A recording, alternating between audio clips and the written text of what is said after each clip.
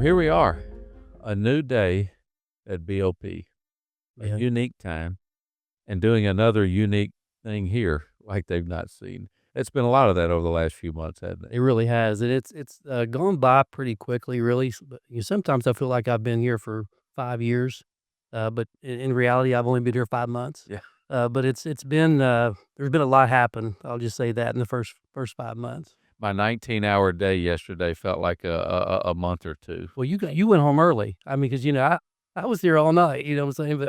But no, in all reality, I mean, it took like 8 weeks to get you here. And once you got here, though, I felt like that we really was able to get our hands around stuff and start planning for the Yeah. future and got things rolling. Yeah. So I think that this is going to be unique doing these podcasts. And I think especially this is the way to start it. I don't think that people understand what type of relationship you and I have. Yeah. I think that, especially our people and folks out in the field, that there's so much concern as I've talked to my friends that have worked in this agency for a long time, or especially the friends that have been retired. There's so much disconnect from central office down to the field, Sure. and they don't feel heard. They don't feel like anybody cares, and they get to see these decisions made from up here in the past where they don't feel like they consider them. And I think one of the things I think there's going to be many surprising things over the coming months about you and I's leadership and how we work together. But I think some of that is going to be how much that we care about this agency, and how many. I mean, you and I've talked hours and hours and hours and hours about this.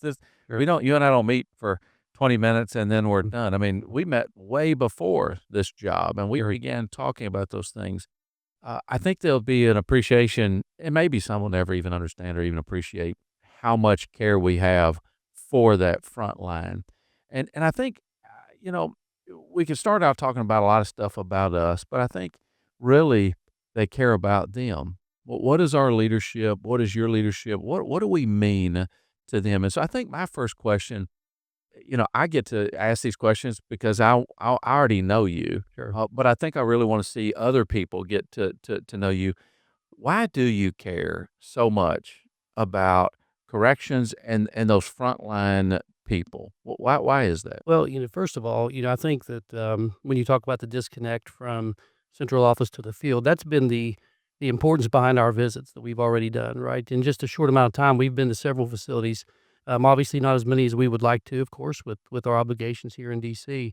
But we've been to several facilities where we're able to show them what our true passion is and how genuine we are in making things better for them. It's funny because you and I've talked about how some of these people treat us like we're divorced parents. Like they don't get that, like they don't know how much we talk. You know what I'm saying? But they don't know how much we communicate. And not only do we talk, but we spend time with each other. Like we're face to face with each other. And I think that's kind of been unprecedented maybe over the last several leadership groups. But that's what's been important to me. And we spent time together, like you said, I mean, hours upon hours and making plans, and some just never came to fruition because they weren't really necessarily accurate from what we were told coming in.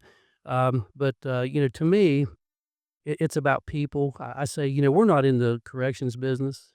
We're not in the government business. We're in the people business, and life's all about helping people. If I didn't have the opportunity to help people and have that anticipation of being able to go out and do good for the world, man, I don't know where I'd be. I'll be honest with you. It's been my whole life. I started 21 years old, going to the State Police Academy, and it was truly about helping people. Like having the opportunity to rid the world of evil and help people.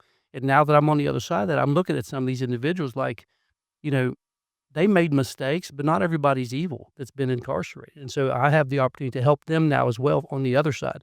And that's been so intriguing to me to be able to do that.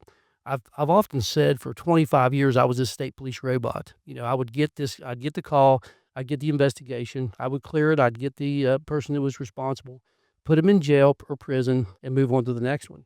Not thinking anything beyond that about that individual unless we went to court later.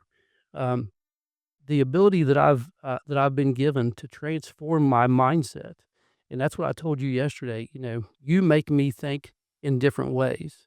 you make me better. When you're in the room with me, you make me better. We have those kinds of people in the world for us. And I'm just fortunate that I'm able to call you deputy, friend, brother. And we're in this together for the next at least 3.5 years, I would assume. And so that's so that just warms my heart so much. I can't tell you how much how good that makes me feel that we're in this together going forward.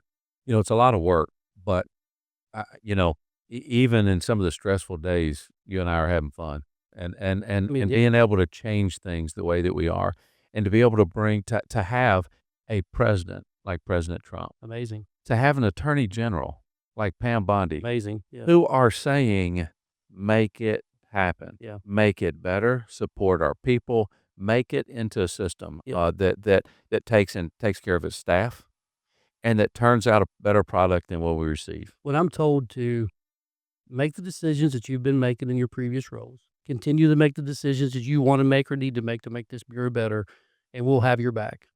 Don't be concerned about job security. We will have your back. When you hear those types of words, I mean, that is so empowering. I mean, that's so exciting for us to know that we have the ability to make real change in this bureau. And there's a lot of things that the bureau was doing well, but there's a lot of areas also where they weren't doing so well and where they were kind of stubbing their toe, I like to say. And that gives us the opportunity, and we have free reign to make differences in these individuals' lives, to make the staff's lives better, to make the inmates' lives better, to give the inmates an opportunity to get their lives back, to prepare them to get back into society, to make a real difference in their communities. But also, when the staff leave every day, they feel good about what they've done. They feel good about being that assistant that helped put an individual back on track. I tell when I ran juvenile services in West Virginia, I told the officers, don't look at yourself as corrections officers. Look at yourselves as teachers and coaches, because you have the ability to make a difference in these juveniles' world. You can give them the best 4, 5, or 6 hours of their day if you really want to, and those are the kinds of impacts that you can make. And when they come up to you, and I've coached in the past, as you know, and I've got several kids, when they come up to you years later after they left school for no reason whatsoever and said, "Coach, you made a difference in my life. You impacted my life for the better, and I'm better because of it." Man, what a feeling. My gosh. I mean, I get chills just thinking about it right now. It's Yeah. an amazing feel. One of the things that we've heard about, we get to see the crazy comments on Facebook, right? The people that Did I use make it very work. clear? I genuinely don't care. Yeah, yeah, I mean, I think I wish I had more time to watch it. I think some of them are funny. You Oh, got some they're of the people creative. Yeah, that are so angry or upset, used to work at whatever. There's you're gonna have those there. What I wish people got to see is all the letters and emails we yeah, get from our staff, yeah, right? That are so excited right now, that are talking about things, and you and I love when we share them back and forth with each yeah. other, right? Those are some good nighttime reading. But one of the things that they talk to us about is really the issue and challenge we have with leadership. And, one of the things that I wish that people knew also is, I remember when we came in, I was transition, you were there, and I remember them setting all of the warden selections, the acting wardens in front of you, Yeah, 30 something, yeah. and said, "Here you go, sign off on them." And I watched, and I'm sitting there in my mind going, "Wow." And you said, "Well, how would I do this? I don't know them." And we're not putting leadership in until I know who they are. And and I'll tell you, that was impressive for me to watch, to be able to see you take and say, that's not how we're starting Yeah. here." Because leadership matters to you. And you and I talk a lot about leadership. It's one of the things that when we have it right in certain prisons, certain areas, certain departments, man, the people are happy, everything's better. Yeah. But when we have it wrong, it's bad. And this agency has allowed that to be kind of that. We get to hear it. Hey, let me use the staff's worst, us good old boy system. Yeah. Hey, we didn't know somebody, and then hear the damages of that. And now we're already assessing those leaders, right? We have outside people, not good old boy or good old girl network. It is outside people assessing that. Why has that been so important to you, and what is your plan as the director of how we turn this ship with So leadership? you're a basketball guy, right? So there's 30 NBA teams in the NBA, right? That would be like let's just pick 30 fans out of each arena and make them the head coach. Hmm. You think that's gonna win any games? Now, you might win some games on talent. You might win some games because you got an associate warden or you got a case manager or you got a stud captain. You think it's gonna sustain? That's a really good. Absolutely not. Absolutely not. Now, that's not to say that the 30 acting wardens that were in place weren't any good. That's not to say that at all. Sure. And the process that we've had along throughout the years doesn't mean we haven't landed on some good wardens, because we have good wardens. However, if we want to make sure that one of the most important positions in the entire Bureau is locked down and they're an extension of us and our vision, an extension of President Trump and his vision, the extension of Attorney General Pam Bondi and her vision, we have to be involved in those decisions. We have to be involved in those selections. I think it's one of the most critical, if not the most critical, positions in the entire Bureau. I saw agencies, I saw facilities, I saw state police detachments flip, for the good or bad, overnight because of who's in charge. They're that important, and they're that important to me because they're going to be treating our people a certain amount of way, and I want to make sure our people are treated the right way and are given the right opportunities to succeed in their jobs. When this agency has continued to vote itself the worst place to work in all of federal government, it's because it keeps perpetuating the same thing, right? Mhm. I mean, I was pointing out that the last 2 years it's been the worst, and then somebody told me, well, just so you know, in the last 10, it's either been 1 or 2. I just thought, wow, how, it's a difficult job. A lot of people point to the time I spent in prison 30 years ago, right? 30 to 25 years ago. And, and most don't understand how much I've worked in corrections with correctional leadership and the state leaders and governors since, and that's fine. But even as somebody that was in prison, you can just see leadership matters. I mean, it's God. a big difference to the safety and security of the other staff, to the operation of these facilities, and to the returning people back out in ways that they don't want to violate and cause other victims. It's a really big deal. And just as a note, I really appreciate your focus on that. And I'm excited when we're working on, they don't know that we're working on leadership development stuff. They don't know that we're working on some of these things to really invest in leaders Sure. more. I think it's unfair how little the leaders in this agency have been invested in. Wouldn't you agree? Oh, absolutely, and I mean, to me, I mean, leadership, and a lot of people don't recognize what that is. A lot of people don't understand the definition of that. It's like one of those things, you know it when you see it type of thing. But leadership, if you look back throughout your entire life, like my grandfathers, World War II veterans, they were leaders for me. My father, retired minister, was a leader for me. When I entered the state police, I had captains and sergeants and whatnot to put their arm around me. They were leading me.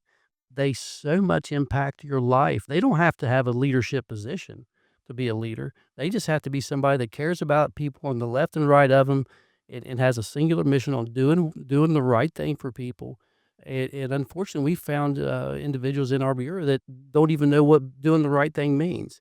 They've been so locked into a rut or a system where they don't think anybody's watching, anybody cares, but they just continue doing the same thing over and over and over, just this brain dead, routine, come in, clock out, go home.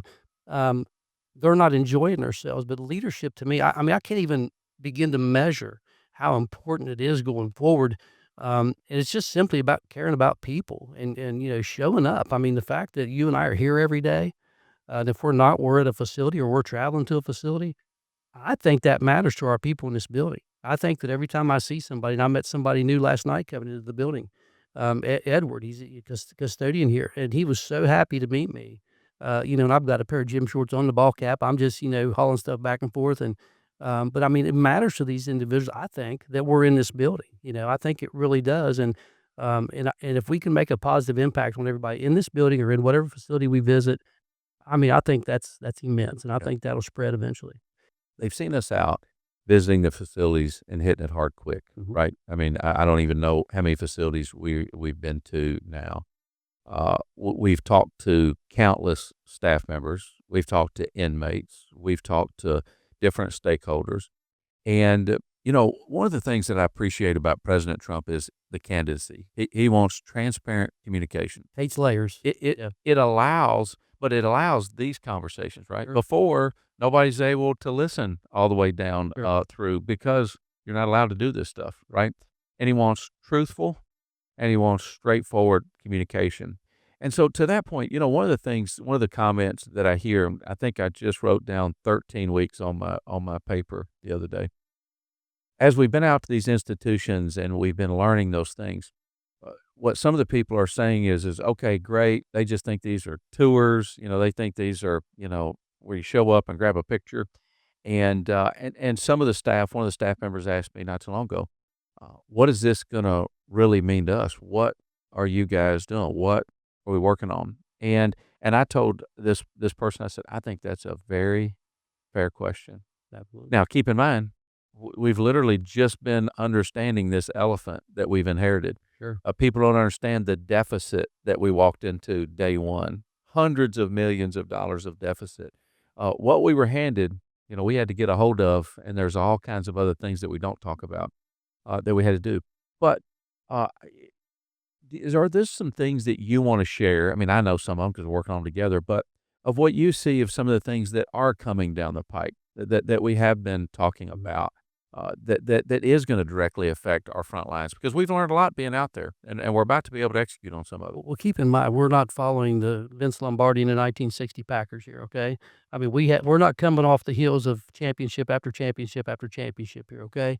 So Great point. we have to rebuild what this bureau was supposed to look like, all right? So, and like I said, there's been neglect with staffing and funding for years and years and years to where they think that's what it's supposed to be, and that's not the case at all. I mean, Attorney General Pam Bondi, even in her, even in her testimony on the Hill, I mean, she said, "Hey, the bureau has been grossly underfunded and grossly understaffed for decades." She understands it. She gets it. She's in that corner with us, along with the president. And so, those are the types of things that when we go to these visits, and I don't avoid any question, and I know you don't either. And if I don't have the answer, I'll tell them, "Let me get that. Let me get back to you on that." But like you shared earlier, the dozens and dozens and dozens of emails that we receive for the positive of our visits. And like you said, listen, we're not there for a soundbite or for a headline or for a picture. I couldn't care less. Matter of fact, I had to be reminded when we were at Cumberland to talk to the reporter that was with us because I was focused on what we were doing. I forgot that he was even there, to be quite honest with you. But that's okay because we are very genuine and transparent in what we're trying to do. I want to know by walking those hallways and looking those individuals in the eye, what matters to you? What can we do to help you? What do you need? Right? Because we've got facilities that are falling down around these individuals. It's really hard to focus on safety and security when you've got buildings with leaking roofs, you got showers that won't work, you got toilets that are backing up, you got cell doors that won't stay closed. Virtually impossible to do your job like that. I equate that when I was in West Virginia.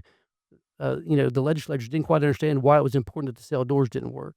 I'm like, well, let me put it to you this way. If you're babysitting and you put a 2-year-old in the playpen and you go to the next room and you come back, that 2-year-old's gone, that's a problem. Big problem. Big problem. Now make that person a convicted criminal. And they all kind of like, oh, the light bulb came on. I mean, and it's okay that they don't know those things. But those are the types of things we have to communicate. But I don't know those things unless I get out into the field and actually walk the halls with them, sit down with them and listen to them, be genuine about it. When I ask them how they're doing, I really want to know how you doing. It's not just say, hey, how you doing and walk on. I want to know how you're doing. It's okay to not be okay. I want to know if you got problems. There's no way we can help you if we don't know those problems. And I know you're doing the same thing. I know it matters to you as well. And so, those types of things, just simply caring about the individuals. You talked about the warden selections, that are coming out, the review of the wardens, trying to make sure we got the right people in the right places. We've got, President Trump gave us $5 billion for the big, beautiful bill. $5 billion. That's on top of our regular budget. $3 billion for staff, $2 billion for infrastructure. As we're drilling down on it. You've really been into the weeds on it to make sure we spend that money the right way because it's one-time money. We can't waste a penny of that money. We can't put, I don't want to put $1 million into a facility I know it's not going to be here in a year. So we're really drilling down on that. Those are exciting things we got coming. We're expecting an increase in our overall budget, which is exciting because that'll help us move the needle forward as well. But we have a lot of things that, we've got the First Step Act. We're cleaning it up. We're making it be what President Trump's vision for it was to be. It's not been utilized properly. We got to make sure that the calculations are proper. We had a meeting yesterday, and a great point by one of our outside stakeholders. The model has to be the right model, and you've said it best. When we stop getting questions from the field, from the inmates, case managers, et cetera, about the FSA, then we'll know it's working. And so those are a lot of things that we're jumping on board right away. I love the fact that we're trying to utilize home confinement more. We're trying to get these individuals that have met their criteria that are in halfway houses. We keep hearing, well, there's not enough halfway house beds. Well, no, we got too many people still in halfway house beds. It needs to be on home confinement. That opens up those beds. Then we can start working towards the individuals that are incarcerated, they're still in detention centers or residential facilities. Get them to halfway houses, and the system will work. There's a lot of things that we've got going on. Josh, we haven't even scratched the surface yet. I mean, we've looked at different ways to improve our investigations, improve our funding, improve our finances. We've looked at everything, as you know. Um, you've come up with a great plan that you presented to me recently about, you see that elephant, you can just now see the elephant, and we're going to start taking bites out of it. And so I think that's very, very important. Yeah. The what I love about our attorney general is, I mean, she said from day one, "Hey, this has not been focused on. Bureau of Prisons hasn't been focused on." Sure. And that's one of the arguments I've made for a long time, that what I've learned in these other states and is that correctional agencies generally are not appreciated by administrations or the general public, just period. And you and I have the pleasure that if we're really honest, former directors haven't been able to have. Both you and I got the opportunity to sit in front of the president. That's never happened. Right. We've spent not just 1 minute with the attorney general, not just for a swearing in. You and I have hours Hours. with the attorney general, and she cares. I mean, this is something she's Absolutely. very intentional on. In fact, already funding, working to get other positions back, already helping on the funding side, going to bat for us on those things. Again, this is the stuff that the field doesn't see, right? They don't see you in there fighting for resources and money. They don't get to see the attorney general doing these things. They haven't been able to see that, right? Right. And it's something that's not normal to them before.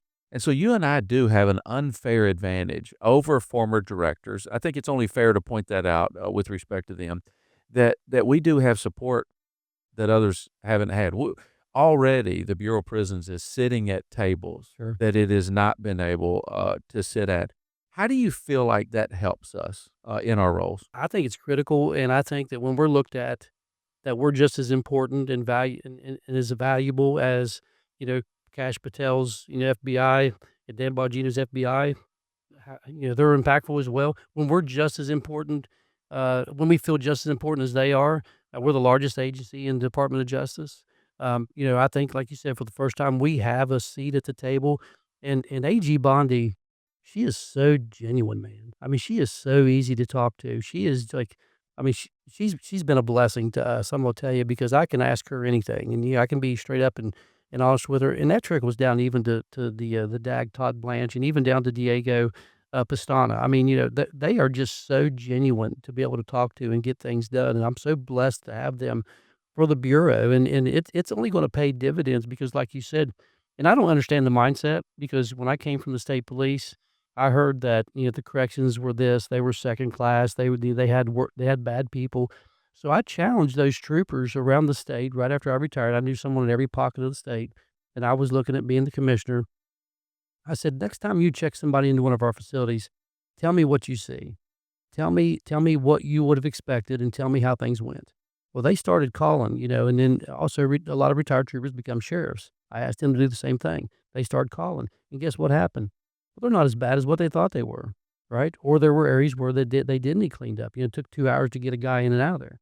And so those are the types of things we started working on. And then you start building those relationships, right? When we can share the good and the bad of corrections with the Bureau, with the Attorney General, and be upfront and honest. There's no way for them to fix things if they don't know exactly what we're doing or what, and what we need. And I tell everybody when I go to a facility, nobody outside of us knows who we are. So it's our responsibility to let them know. It's my responsibility when I go to the Hill. I don't expect them to know corrections. Yeah, I spent 25 years in the state police and thought I knew a little bit. I didn't know anything. All right. I had to come with my hat in my hand and learn from some correctional giants. And along the way, meeting people like, Ricky Dixon and Brian Collier and, the giants of corrections. And so I didn't know either. So when I go onto the Hill and I talk to members of Congress or senators, listen, I tell them our story. I don't go in asking for money, and I don't go in asking for staff. I go in and I tell them our story. And inevitably, by the time I leave, how can we help you? What can we do for you? You know, that's what we have to be doing. We have to sell what we do, not fabricate it, not make it look like some movie, but tell them the truth and be genuine about what we do. And inevitably, they want to help. You invite them to facilities. I had members of Congress say, "I've never been invited to a facility." It's crazy to me. Why would you not want that? Like, when we get outside interest and they say, "Hey, this might be corrupt or this might be happening," and listen, I welcome that. I welcome the IG to come into our facilities. I welcome those things because we have to know what's going on if we're going to fix it. We don't shy away from anybody, as you know. I mean, I don't shy away from anybody. Media, outside resources, stakeholders, people within the bureau. I don't shy away from anybody. There's got to be value at everything that they're trying to say to us. And we would be foolish not to listen, but we're also foolish if we don't represent the bureau and tell them what we do so we can have the things we need. So the we've learned a lot, drinking out of a fire hose the last several months. We've made sure not to, just stay here and listen to central office, Sure. right? We've gotten out into the field. We've spent hours upon hours upon hours. I think both of you and I are on 2 and 3 books each that we filled up with our Yeah. with our, Yeah, and I've got notes. 2 journals going also, of my own experiences outside of what we're doing. Yeah, So, yeah. and you and I, no telling how many hours we've spent downloading from each of those visits, what we've Mhm. learned, how we've heard, and we've been able to see some of the best that this agency has, some of the best Absolutely. people, Absolutely. some of the people that care, some of the people that are in these departments that have been underfunded, Mhm. underappreciated. They might be the only person still left there. And we've gotten all these different things. Now, we've seen some bad, we know that, we know it exists, Mhm. we get the letters, we see it, and we're working through that. I can assure you that's not gonna be safe, Sure. anymore. But what as you think about, our time here and your time here, what are some of the things that you hope to accomplish that when you leave, that you're able to say, "Man, I've done this," or "I was able to do this with the Bureau of Prisons?" Well, first of all, it would probably be a blessing for when my time comes, um, for people to say, "He cared about us. He cared about what we were doing. He made a positive impact in my life, um, and the bureau is a better place than it was when he got here." Because you get those reality versus perception type things, right? And there's a lot of things that you and I were told coming in that just simply weren't true. But there was a lot of things also that was true. And so if I can make a difference in someone's life and they say, our facility is better because he was here, our bureau is better because he was here, my life with my family is better because he was here, I'm able to do the job I was hired to do and not augment it every day because he was here. Um, you know, that would be outstanding. But I always make it very, very clear. My legacy are my children. Okay. My wife and my children are my legacy. And what I leave behind with them, they'll carry on hopefully for years and years and years because I've done that with my grandfathers and my parents. So that's ultimately the legacy that I want to leave. But the Bureau means so much to me. Um, don't get me wrong. I love the state police and I love the West Virginia Department of Corrections and Rehabilitation. But this is my team now. These are my people. I love every one of them. I tell them that, and they look at me like I'm crazy. I love every one of you before I've even met most of you because I'm going to fight for you every single day. Now, I don't want this to sound confrontational, but you get one chance with me. If you purposely lie to me, if you purposely try to hurt somebody, you purposely try to sabotage what we're doing, and I find out about it, you won't get a second chance. It's really that simple. I'm loyal to a fault. I mean, for God's sakes, I'm still a Dallas Cowboys fan. I mean, I'm long suffering, brother. I'm gonna tell you, it's rough. It's rough sometimes, but I am loyal to a fault. When I'm on your team, I'm gonna fight tooth and nail to the edges of the earth for you. As we've done this, is there anything else that you feel like would be important for those in our agency to know and understand, being able to hear directly from you, the director? That's probably a tough tough one to answer right now, so early on. I say early on, we've been here, I've been here about 5 months. Um, I think it goes back to just like I said, I mean, we're trying to fix things for you. Um, I mean, it's my goal to make your job and life better, if I can, and I'm gonna try hard to do that. I don't know who wouldn't be on board with that, who wouldn't want that. I know I would sure want it, if somebody come from a leadership position to wherever I was a subordinate, and say, "Hey, we're here to set you up for success. We wanna make sure you're able to have the tools and the knowledge that you need." One thing that I really, really wanna drill down on, and I think you've done a good job starting off with this, is our training isn't sufficient enough. And I come from a tremendous training background. When you spend 36 weeks in the state police academy and you graduate and you still don't feel like you're ready until you hit the field, I don't think 3 weeks is nearly enough to say give a 25-year-old or a 30-year-old and then, throw them into the fire that we throw them into. I've talked to a lot of them that they just don't feel like they're prepared. And if you don't feel trained and prepared, you're gonna make bad decisions, and bad decisions result in bad situations in facilities that can get people, injured or worse. And so, we gotta make sure that our training is where it needs to be. The funny thing about training is people, we got a lot of I've got a lot of emails saying, "We've cut training, we've cut training." People look at training like the outside people look at training like it's work. Corrections loves training. Law enforcement, they love training because that makes them better at their job. They feel more confident. They feel like if they know what they're doing, they're more confident. They're able to help the coworkers around them. And so I think that the training model that we have really has to ramp up. You touched on it with our supervisors. You make somebody a warden in the past, you just put them in there. You haven't told them how to treat people. You haven't told them how to lead people. You haven't even told them how to even run your budget that belongs to your facility. And then we wonder why some of these facilities aren't ran the right way when it comes to finances and stuff. You can't depend on your regional director to do everything. I mean, you don't want your regional director to run your facility. You want to be able to do that. So I think that, once we get our arms around training, you've got a great start to it by visiting Glencoe and visiting the training facility out in Denver. I think that's going to be an important part of what we do going forward. I think that's really going to help the Bureau grow and be stronger. I sit there and I think about how, you're already retired from a career Hmm. and then took another job to help in your state. And now you're here. I was retired. I definitely wasn't looking for a job. Definitely didn't think I'd get this job. Didn't think I would be working in corrections.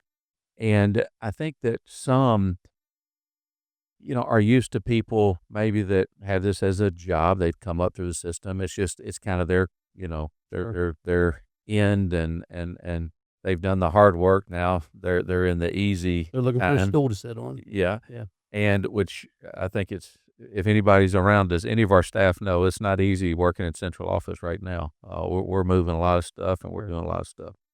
Some people really like it and some people aren't used to having to work this hard, especially in government. But it's becoming, it I think what I like what you said is you wanna make a difference. And I think that's the key of that's what really both of our goals are. And if we're able to make a difference and make it a better place for our staff to work, where they're not voting it the worst place to work, if they're enjoying what they do, if they understand the mission, if they have leadership they can trust and enjoy working with, and us then being able to put out that better product of somebody coming into our system, not a good person, right? That's done something really bad, that's violated society, but yet we're able to expose them to something or teach them something that allows them to return back to society better Yeah. than received them. Yeah. That's our mission. That's our goal. It is. And I think just personally, I'm having a great time doing it with you. I think that we've had, we work hard and doing it. I've been really appreciative of some of the team members that we've already been able to find Yeah. that are joining us in this work that are great and others. And so, it's a pleasure to me. Well, and it's funny you say that because people might not know. like our relationship and where it started, and we haven't even known each other for a year, to be quite honest. Well, about a year now, I guess, in August, and so but we really didn't truly know each other until we started through this process. But let's just like out at the CLA conference in Denver, people come up to you and me said, "Man, you guys act like you really enjoy each other." I said, "I love the guy, man. I mean, I am having so much fun." I said, "I feel like I've known this guy my whole life. He's a brother. He's in this with me, and we wouldn't want to do this if it wasn't enjoyable." I know. Don't get me wrong, man. We're grinding. I mean, we're both grinders, and we put in a lot of Yeah. time, but I don't see it as working when you love it so much. And so, I still had a lot of juice in the tank. I felt like when I retired. When I retired state police, I was 47 years old. So it wasn't even a question of whether or not I was going to continue to work. Governor Justice, now Senator Justice, gave me a tremendous opportunity to be part of criminal investigations director for military affairs and work my way up through corrections to eventually being the commissioner. And so that's what keeps me going. My wife will tell you. I mean, I was retired for 10 days and she looked at me and said, "Honey, I love you, but you gotta find something to do." And of course, I had a I had something coming, but, it was like, I gotta keep that challenge, that carrot out in front of me, I guess. But when this opportunity came up, um, I was kinda blown away that they'd be interested in what my leadership could bring to this bureau. And I was excited to see, sitting across from President Donald J. Trump, which was so surreal, that here's a little old boy from West Virginia, single A high school, small high school, and, grew up in small towns and all that kind of stuff. And like, I'm sitting here across from the President of the United States, and he's talking to me about an opportunity to work for him. And I'm sitting there and I'm thinking, wow. And I was excited to see if that pragmatic approach that I took in West Virginia, just the sit down, look somebody in the eye, give them the straight story would work. And I was so happy to see it does work because it's like I said earlier, it's about people. And at the end of the day, corrections 101 is corrections 101, man. I think we get all caught up in the bureaucracy and we get, like I said, caught in a rut and we forget about what our actual mission was. But to have that opportunity, I mean, my gosh, I can't tell you how excited I was, almost to tears, man, to be given this opportunity to work for President Donald J. Trump, Attorney General Pam Bondi, Deputy Attorney General Todd Blanche, to work with you, to work with these outstanding people that I've met in the bureau. Because we got thousands of people that are outstanding. Okay, we got a few here that Absolutely. they've stubbed their toe and they need some help. All right, they need patted on the tail end and let's go type thing. And then some of them just need to go, but I mean, I can't even tell you how proud I was to call my parents. I'm getting emotional right now, to call my parents that I didn't even tell I was going through the process, because I didn't wanna let anybody down, right? My wife and my kids knew, that's about it, and you. I mean, that's about it. Rick Gates, just a few people.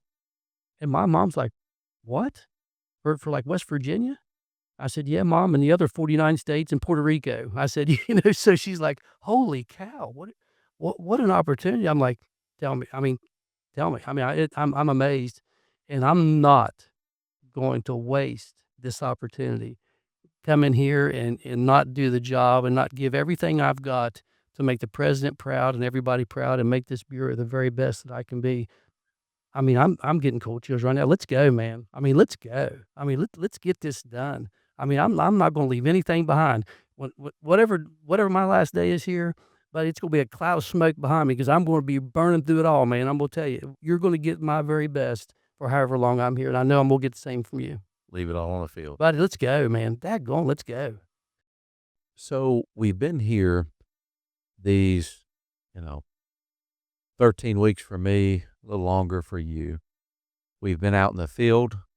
We've spent hours and hours inside a central office with every one of the different department heads and leaders. We've seen every form and level of prison, and we have uncovered a lot of very frustrating, difficult things. Some we knew, some others had told us about, some expected it all had to be stay the same. But we know President Trump and Attorney General Bondi don't stand for that. Yeah, not at all. But they didn't send us here to keep it the same. Uh, let's talk about some of the things that we have found. I'll let you go first. What are some of the same things that have really stood out that's really bad inside of the agency Well, that can be fixed? well, one thing that really aggravated me, and I'm not a smoke and mirrors guy. I can't stand it. was when you look at the staffing levels at these facilities and they're up in the 90s and percentile and things like that. And then you start really looking, and all they did was change the staffing numbers at the facilities to increase the percentages of the staff that are there, and that is not genuine. That's just a flat out lie. Funny math. Yeah, it's that funny math, it's that smoke and mirrors type of stuff, and so what you've done is you've told your staff, "We really don't care about you. We only care about what the Hill thinks or what the outside people think. We don't really care about you. Let's just change the math and make it look like we've got 95% vacancy, which in reality, we've probably got about 70%." And so those types of things, like, I don't like that. Like, to me, that is just wrong. I mean, and anybody that could sit at a table and testify to that, Yeah. they shouldn't be here. I mean, I'm just gonna be quite honest with you. First, we need to go back to about 10 years ago to see what the facilities were actually staffed at. You do these facility character profiles and all this kind of stuff. I mean, they're gonna be upset about that, I mean, we need more staff in these facilities, and we know that. Now, with that said, we need more of the right staff, okay? We don't need, as I say, we don't need people that can just fog up a mirror. That's not a qualification to be a corrections officer or a correctional employee in bureau. We have to have the right people, because the more right people we have, the better this bureau is gonna be long term. We've got to start looking towards the future. We can do more with less people if they're the right people, and then those people can start recruiting people going forward, and we can really staff these facilities like they should be and deserve to be staffed. That was one thing. Um, Yeah, and I remember, I think it was my 6th day in, got sworn on a Monday. I was at a USP on a Saturday. that's why journal. I couldn't remember my sixth day. Yeah, no detail, nobody actually just got dropped off at the front door, and I wanted to go early enough to catch 3rd shift. I remember there was, at this USP, a 3rd shift person walked out, and I surprised everybody. Boom, here I am, and I just asked him to talk about his job, and one of the things that he pointed out, he said, "Hey, help me understand how we're 98% staffed, yet we're still augmenting in overtime." He knew the answer to that. And Yeah. and and and I and I pulled out my book and I wrote that down, and that was kinda my first, foray into this Yeah. funky math that they do on staffing, and and and what I appreciate about us is we're about to tell that story. We're gonna use real numbers, Yeah. not Yeah. just look good in front of Congress, Yeah. but be able to do that. But man, that's gotta be so frustrating and tough on the staff on our front lines that are just looking at this thinking, "Who in the world is doing this?" Well, I witnessed that, back in my home state of West Virginia. I witnessed the same thing. They were concerned about these outside entities, the justice commissions or the sentencing commission or the legislatures or whoever's looking at it from the outside in. They were worried about, the low staffing numbers and what it looked like. They tried to do the same thing before I became commissioner. And I'm like, that's a bad idea, guys. I mean, they did it. They kind of did it anyway. But when I showed up, I'm like, this is what is really needed to run these facilities, because anytime you do like a staffing analysis, most of the time, these companies that do these analysis, they don't know corrections. They're just simply looking at a blueprint and a cookie cutter type of project, and they will inevitably come back needing less staff. Okay, they're hired by state government to do these types of things, when in reality they have no idea what they're looking at. They don't really talk to the staff that are there. They don't really listen to what they need and what they go through every day. They don't understand that you might have 10 hospital runs a day. They don't understand that you might have 15 court runs a day. They don't understand those types of things. So why would we allow them to be the, judge and jury in regards to how many staff we need? All right. So, that individual that talked to you about that, first of all, he probably thought you were there to get him, quote unquote. They once they realized you were there to help them, then they were fine with it. But they know the answers to those things. And so how genuine are we if we continue that narrative? I'm destroying that narrative. We have to have the right amount of staff in these facilities in order to do the job that we need to do. Are we ever going to be able to eliminate augmentation? I don't think so. I mean, it's going to come. I mean, there's going to be times where you're going to have a holiday or you're going to have people call off for whatever reason. But we need to be doing more for these individuals so they can do the job I mentioned earlier. So they can do the job we hired them to do: psychology, education, officer, captain, lieutenant, whatever. They need to be doing admin, whatever. They need to be doing the job we hired them to do more, much, much more than being augmented to stay in the post, because it's not fair to them. It's not fair to the facility. It doesn't strengthen the facility. It weakens them. So when we talk about funny math, we have to talk about the mess that we've inherited with money. Yeah. We came into, I think, somewhere around a $500 to $600 million deficit. Frankly, I've heard it from the field, and as you and I have investigated, we see sometimes it just hasn't made sense. We've cut money from the things that we don't need to cut money from, and put money towards stuff that it's not where it should be directed. Now, it's hard because there's always a winner and a loser when you're short on money, right? Sure. Somebody's going to be upset, this here and that. Um, what have been your thoughts, just if we've learned about the budgeting and how that is? You talked about training, how money's been taken away from training. It's been taken away from travel. It's been taken away from a lot of things. Uh, what are your plans just as we move into this next season, what that looks like? So, and I'll just start off like the FSA problem we inherited, right? The First Step Act. President Trump, Jared Kushner, his son-in-law, Ivanka Trump, his daughter, so on and so forth, they crafted, along with a lot of help, they crafted this bill to do great things for the incarcerated community, great things. It was funded. It was funded well. It should have been working perfectly. But let's just face it, President Biden and his administration, they used that money to supplement shortfalls in budgets. That's what it amounted to, and that's completely wrong. Shouldn't be able to do that, shouldn't have done that, and then when we come in, we're like, "Where'd all this money go?" It wasn't focused on First Step Back. It wasn't focused on fixing the calculator. It wasn't focused on getting people back into to society with their families, and that was a problem. And, when I first was learning about First Step Act, I'm thinking, "Well, maybe it's just a data collection problem." No, it was a corrupt problem is what it was. There was a situation where the money wasn't spent where it needed to be spent. It wasn't sent to the areas it needed to be sent to. Um, they did a terrible job of building the bench. Had one guy that ran the whole calculations for the entire bureau. Keep in mind, 156,000 inmates, 36 or 37,000 employees, and one guy ran the calculations on these individuals for FSA. And I used that example. What if a meteor come out of the air tonight and struck that guy dead? Everybody stuck? Nobody going anywhere? Well, guess what? That individual did a horrible job of building his bench.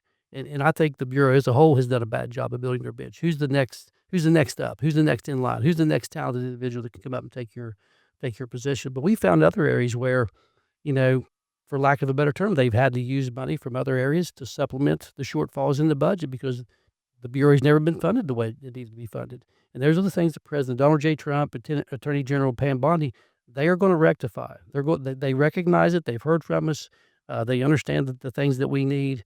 And to have that kind of support and that kind of backing truly makes my job that much more enjoyable, knowing that we have that type of backing to get these things done. Because if we were here and we were, beating our head against the wall and knowing that we couldn't get the things that we needed, we were just continuing to put Band-Aids on things, man, I don't know how much fun that would be. We would do the best we could because as corrections, we can't put no vacancy signs at our doors. All right. We can't shut down. Yeah, we can't shut down. And they know that. They know that. So we have to use the money that we're given.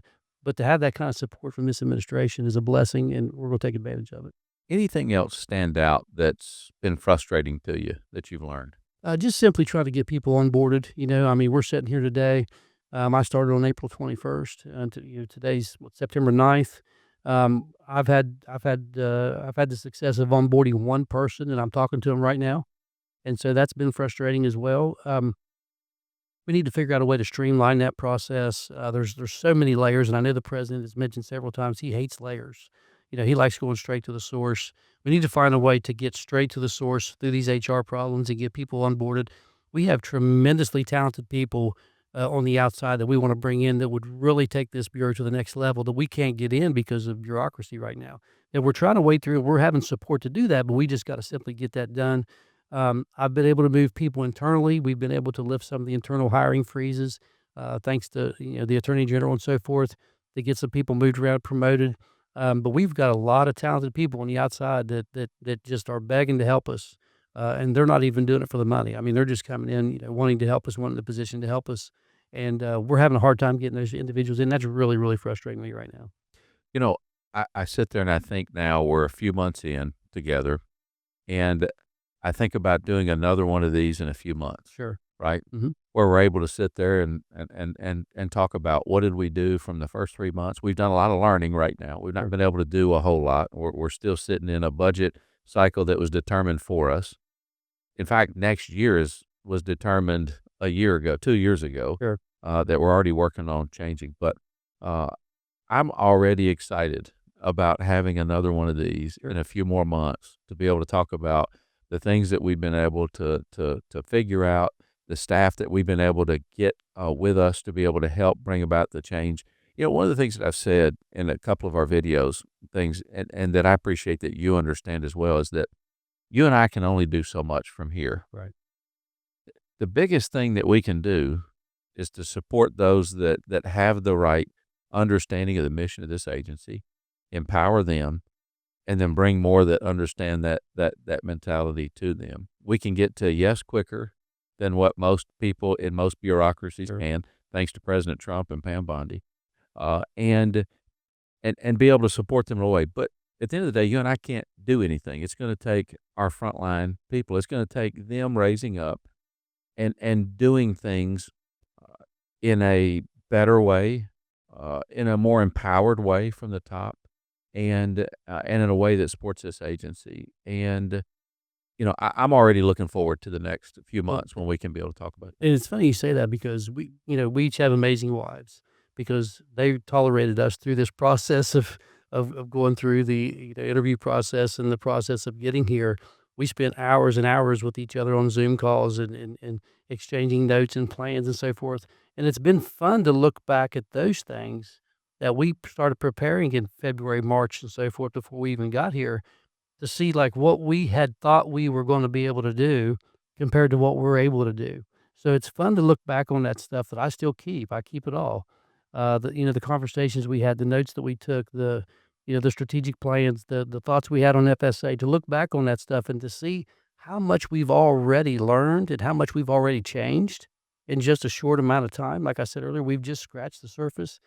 But for our wives to put up with us, and of course, they'd peek in and say, "Hey," to each other, they Yeah, they just recently met each other for the first time in person just a few weeks back, and so, but we already felt like they knew each other, of course, but, to be able to spend that time coming in and I was so thankful that President Trump didn't force somebody on me. The president and Pam Bondi said, "That's up to you." Like, we're talking about a deputy, "Well, that's up to you."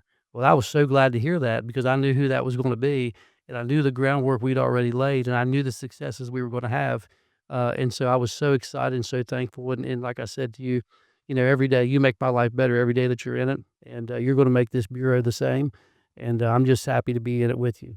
I feel the same way. And I look forward to our time here in just a few more months when we give an update and see where we're at. I think that, hopefully people will be interested in listening to it, because I know we're both very passionate about it, and, there's gonna be a lot of changes going forward.